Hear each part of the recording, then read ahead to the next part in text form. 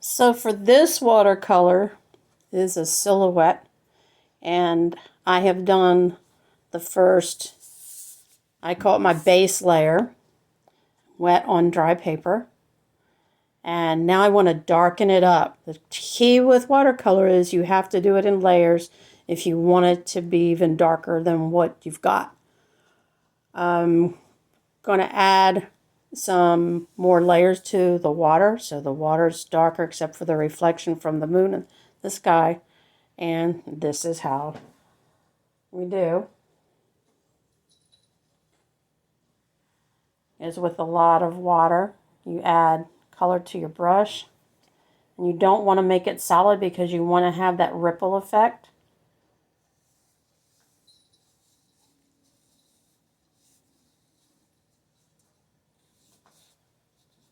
So it gives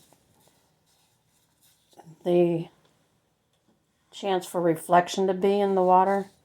The thing about watercolors is that you have to do your light values first and then come in with the dark behind it in order for it to pop.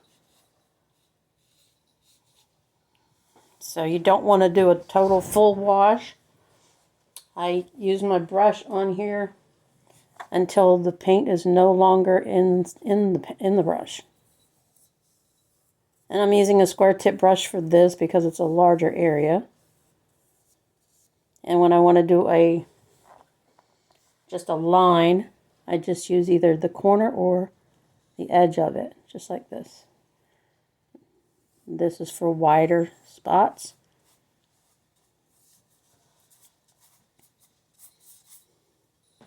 And the other shades of blue just gives you more depth in there.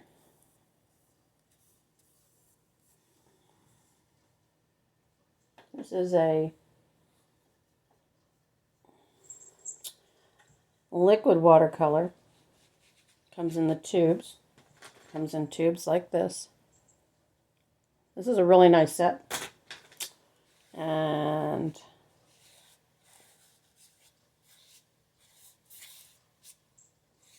I'm just giving it more intensity.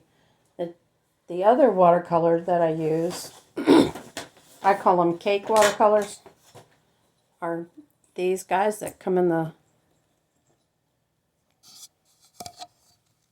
this case, has the little wells in the top for mixing. And put that back down.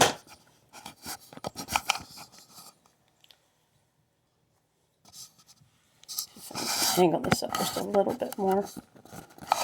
And see better. There we go. And just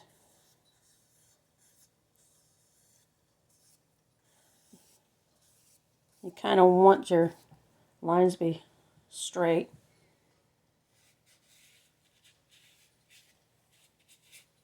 I want the different shades of blue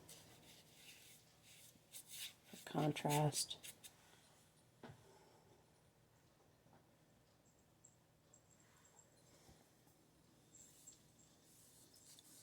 This is an ultramarine liquid watercolor blue that I'm using now to give it more depth.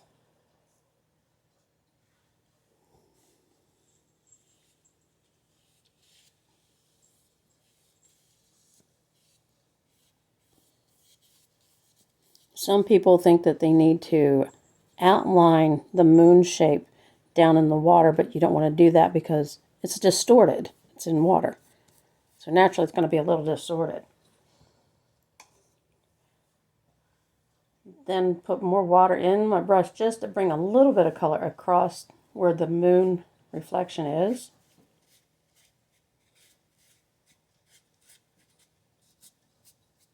Because that's how it's going to look.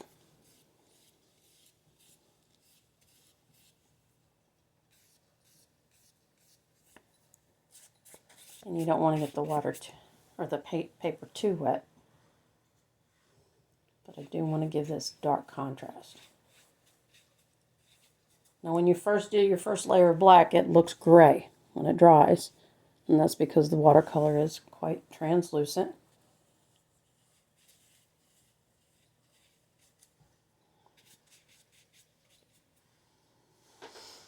And now I'm going to go back with a different square tip brush and do some of the landscaping there.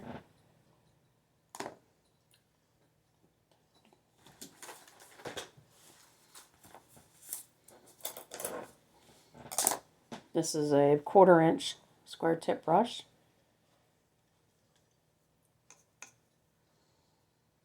I'm going to take some of this black and just define where it meets the water here. As I need more watercolor, I'll do that. Now this is the same cake watercolor that I'm putting on here. And if doesn't give me enough contrast, then what I will do is I'll use the liquid watercolor straight out of the tube. And that's how you get a lot of more detail. Just take the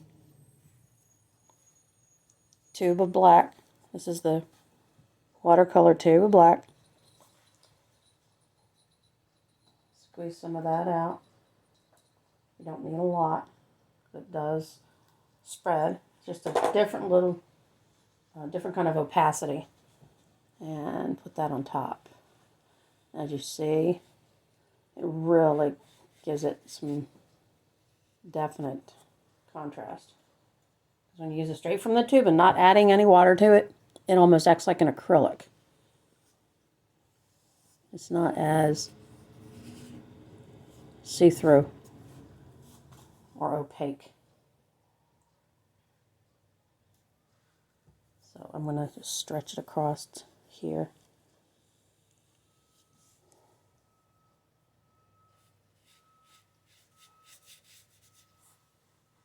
Get some directly from the tube. Because right there is going to be a little more illuminated over the edge.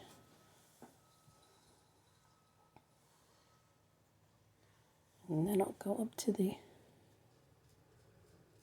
just here. This is straight watercolor paint. It's not diluted.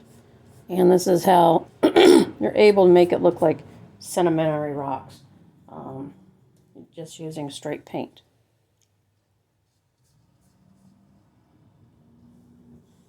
So you can get over here so you can see what I'm doing. Just like this.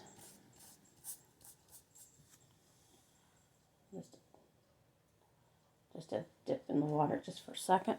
Get it to spread out some. The more layers you put, the more detail you're going to get.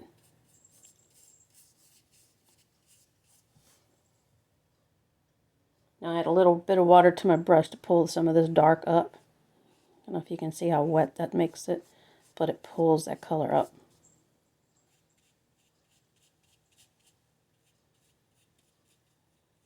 And still keeps that really dark edge, which is what I want. And then up here, same.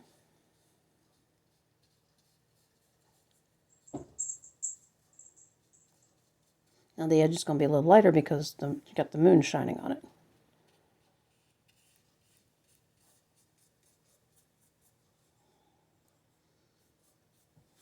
Now,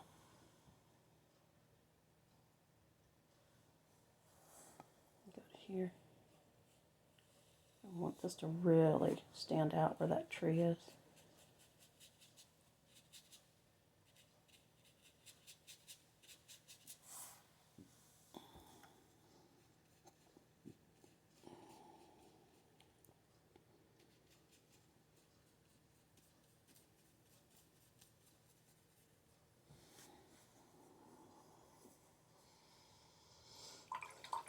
Now, if I wanted to make it look like the tree was reflected in the moon in there, which is a step that I forgot, I can get a very wet brush and, I mean, really, really wet, to where it's like just make an indication that that tree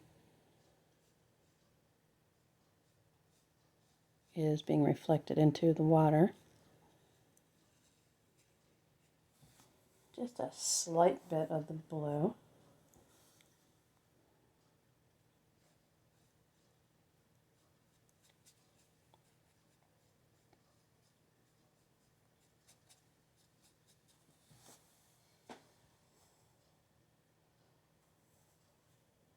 Almost to where it seems like you don't have any paint on your brush. And then, of course, the owl is going to be upside down.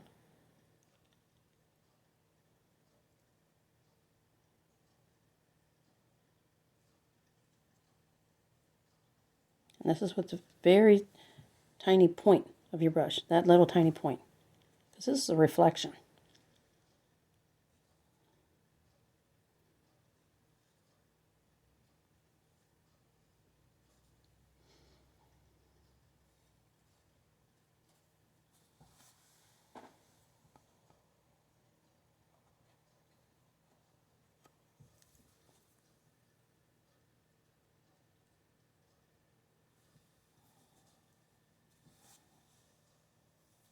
That's those extra little touches that you do. This is how you do the reflection in the water from the tree up top.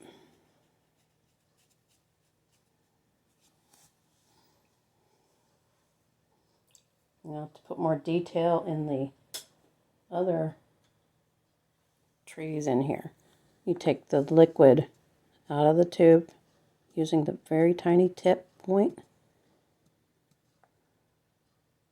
and give those little guys more detail. So this is their second layer.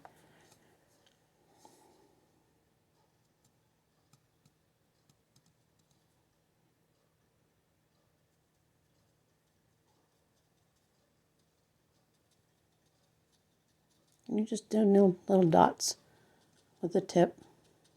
This one's going to be darker because it's behind this other bigger tree. It's going to be light on this side because of the moonlight. Then you come back in and make one side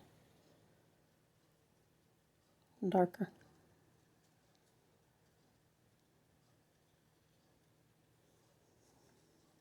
There's a baby one down here. I just randomly put them in here.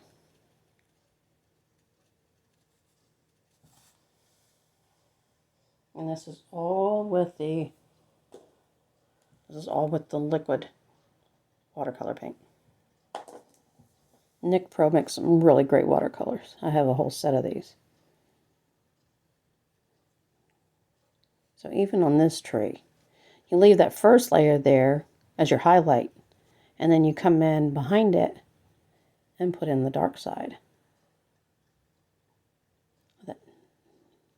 It takes a little bit of practice to use that little point, but the payoffs are wonderful.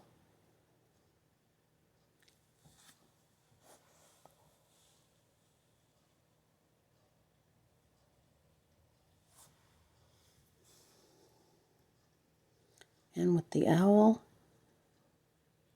because he's facing the moon, he's going to be darker. I have 3 of these little guys that I need to play with. Okay.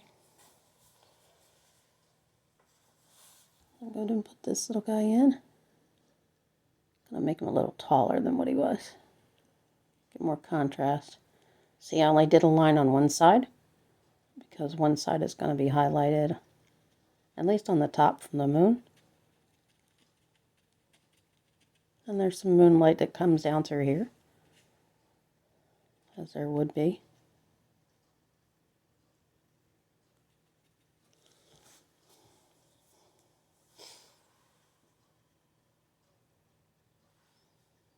And then go to the other side.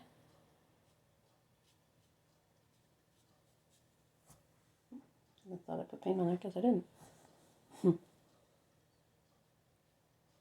want to remember where your light source is coming from. Now this is liquid paint, watercolor paint, but I didn't add any water to it, and I'm just dry brushing it on to give some terrain to make it look. I'm just cleaning the brush actually onto the first layer and leaving some gray patches for the moonlight.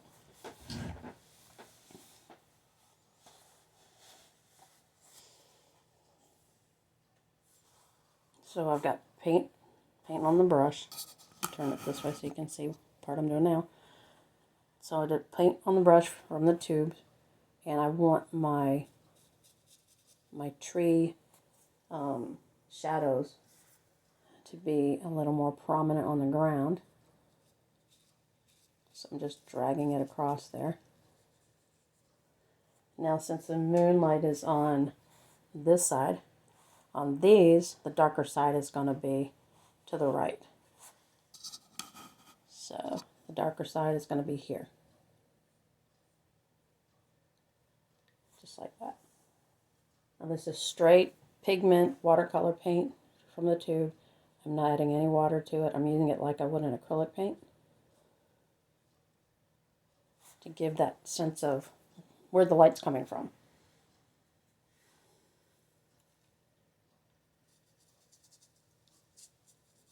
And when you're doing it very lightly, just light pressure, it will give you this terrain of these shadows, which is the whole point. And I'll do the same on this tree here, do the dark backside.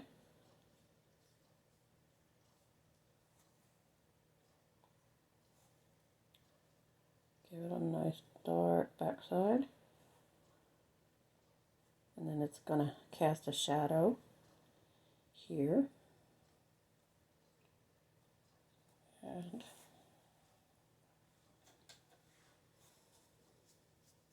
get some terrain back there. And I don't know if you can see, but what I'm going to do is accentuate where the moonlight is hitting the top of this terrain. By going here.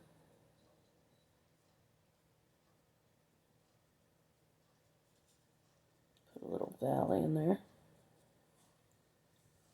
And you can barely see the gray there, but I'm going to fix that with some blue here in a minute.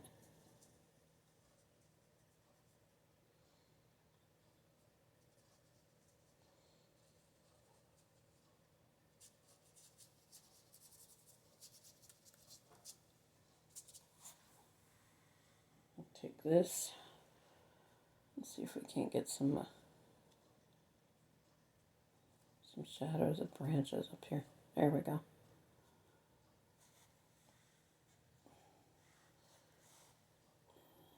This has got the little owl sitting on this branch.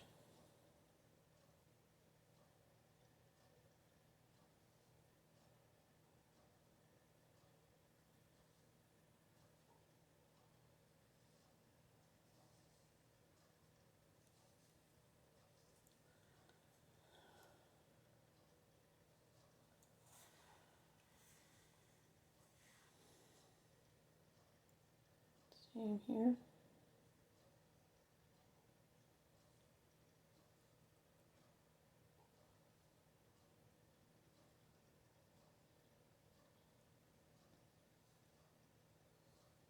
This is obviously a wintry kind of scene. There's no leaves on the trees. They're just there.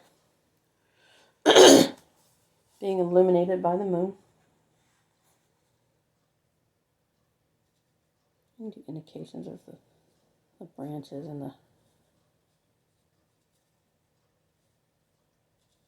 shadows on the ground. Just like that.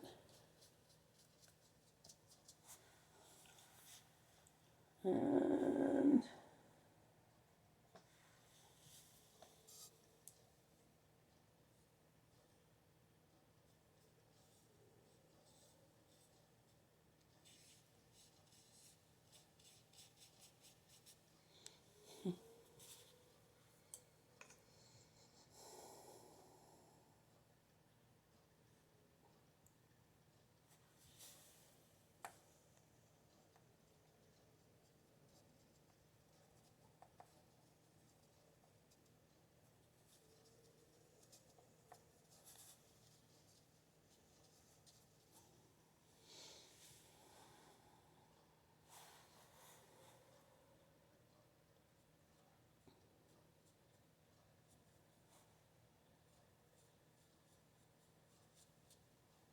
this is just going to show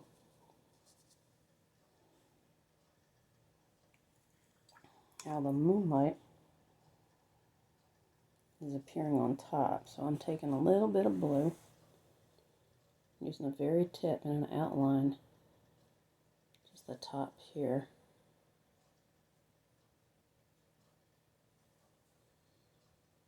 Of this hill in between the branches. And it's okay if you paint over it, because it's going to dry lighter anyway. And if some of that little bit of that black mixes in, it gives it that gray look. So just add a little bit of water to pull it through and give it that kind of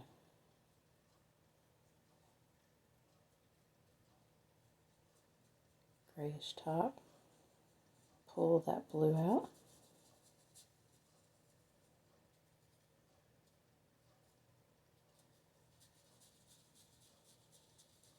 And do little circular motions to pull that blue down and to blend it in.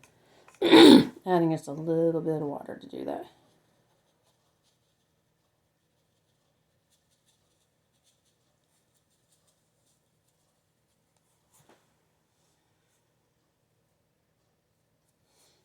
Now if I want to pull some of the paint out, I dry my brush on a piece of cotton cloth. You use a paper towel. And then go in and take some of it out. Pull it away. Dry off the brush. Like that. You can also take a dry brush. Get the paint out of that one.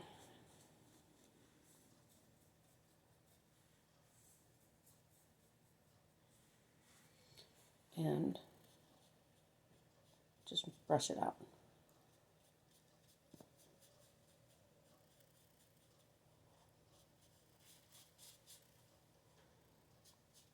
It just gives the illusion that there's other terrain back there in the background. So you're just kind of getting a peek at the background in there. Go between the branches and pull that same color in.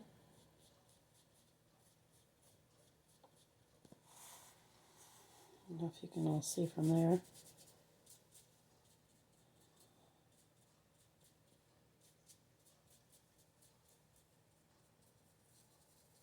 Come through, blend it in a little, like that.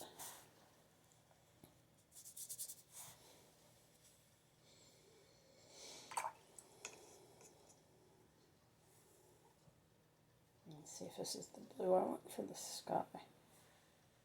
I always go to a corner to see. Yes.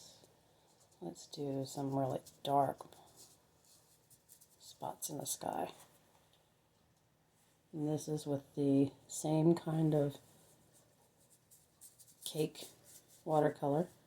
It's a little bit easier to control this way when you're just kind of blending it in. I'm just randomly putting in dark spots in the sky and light spots from the moon, hitting different clouds and whatnot. And I'm actually following the previous dark spots and just kind of giving them a little more presence. Whenever you get a dark spot like that, before it starts to dry, just pull it. Wet your brush real good with some water and pull it across.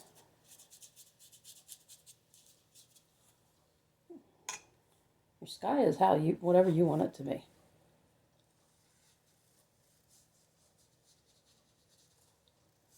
And in the process, you can make it look like you've got some really cool clouds going on up there.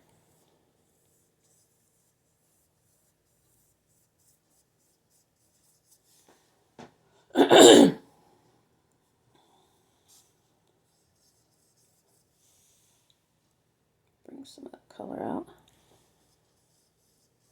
Bring it down. Let it blend into the other things below that have already dried.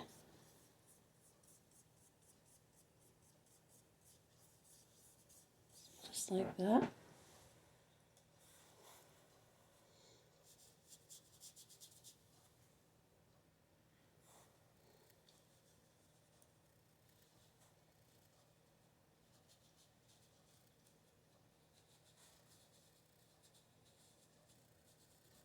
Be careful not to touch the white part of the moon. I did not use masking fluid to do the moon. What I did was I did like the negative effect. I took the brush with blue, made a circle around, and left the inside alone.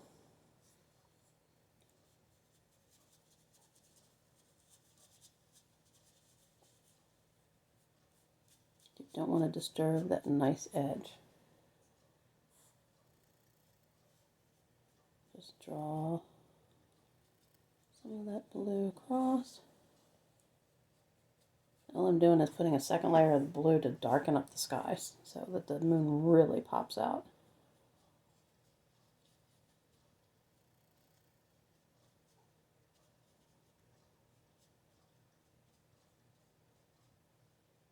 I'm letting that gray area give the indication that there is another terrain back there. And you're going to have little light spots in amongst the blue. Kind of like to tell you, oh, there's probably clouds up there.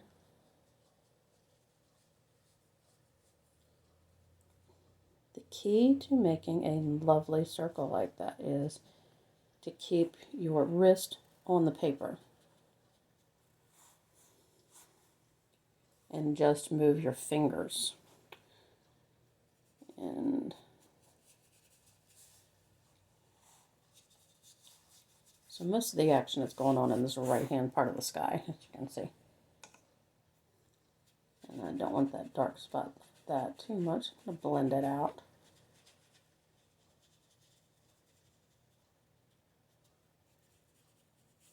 Pull that over.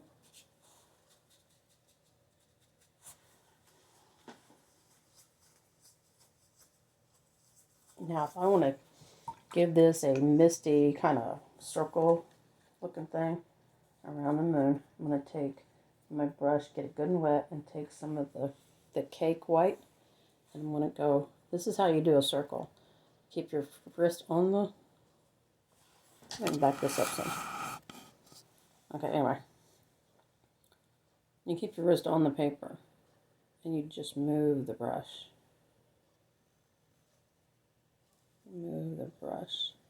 I want to give the illusion that there's a ring around this moon, like we see a lot of times in winter skies. Oh, there's a ring around the moon. So if you put a layer of white on the previous blue layer, when this dries, it looks foggy. It's that foggy look. So, sorry about my hand getting in the way there. But now if I want to brighten up that white that I just added, that's where the liquid watercolor comes in handy. I just put some on the brush itself.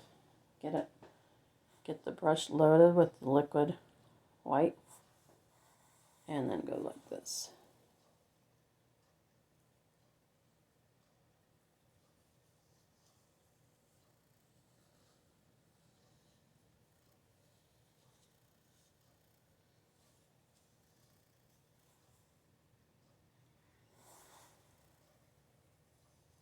Let it bleed in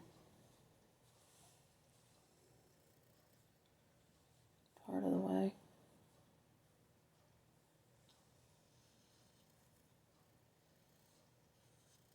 And now I have a ring around my moon.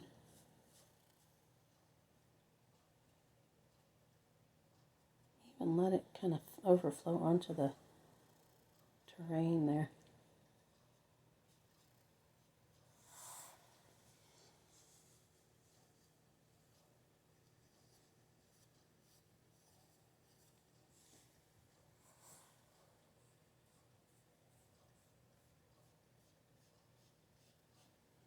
When I'm using the brush to pull it away like this, that's where you get that misty effect. You start where it's dark, and you just pull it out. just take the bristles lightly and pull it away. Just like this. You can pull it out as far as you want.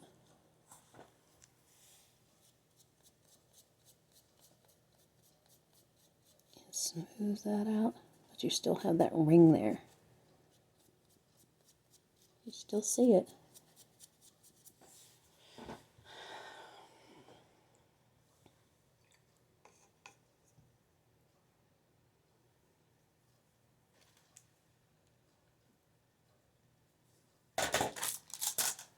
Where's that ultramarine blue? It's here somewhere.